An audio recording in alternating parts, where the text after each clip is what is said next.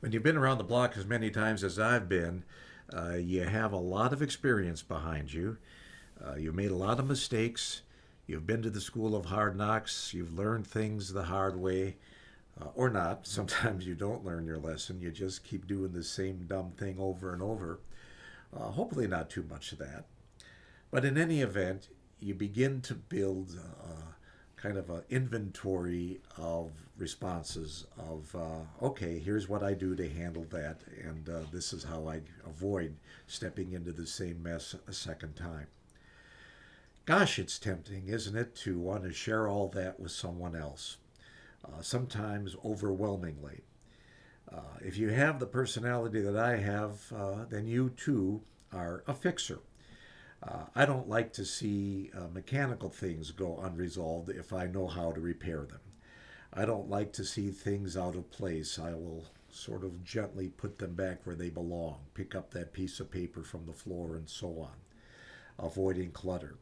There's nothing wrong with that, unless it becomes an obsession, I suppose, but we can't fix everything, and knowing what our limitations are, not only in terms of our capacity, but also what we should be doing, is important.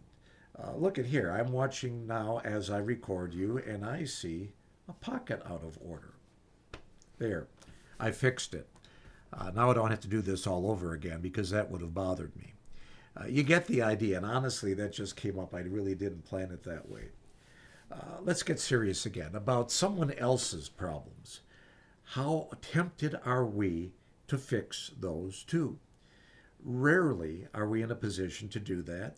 Rarely is it going to work. And rarely is it really the best approach anyway.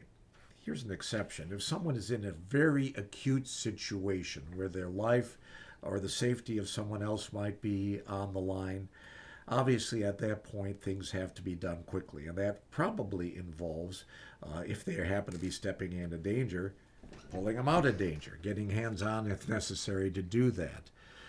These are rare situations. More likely, it would involve getting a professional involved in the situation to help get that danger out of the way.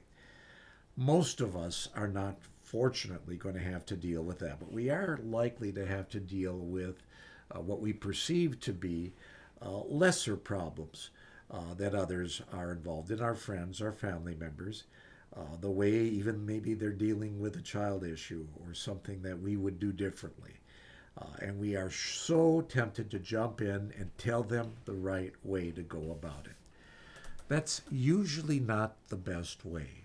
Again, we've already covered why. Uh, if you care enough to intervene, the best way is to become a good listener. Be a good listener. Ask questions.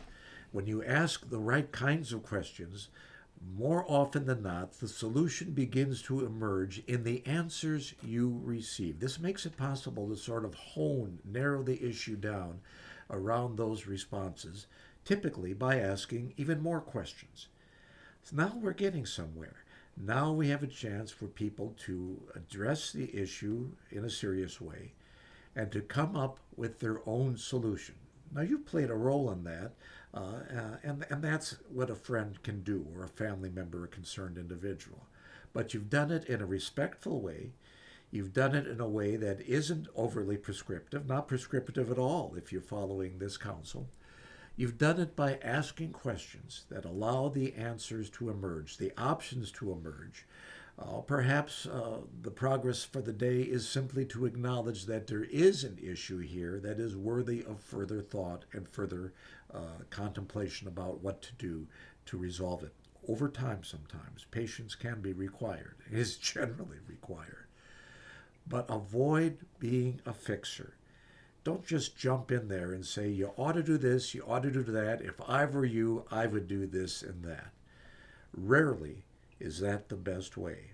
The better way is to have and use that pair of ears you have in a compassionate way that shows your concern, your empathy, and is based in a way on the introspection you have in knowing yourself well enough that you don't want to control, you don't want to manipulate. What you want to do is be there as a friend.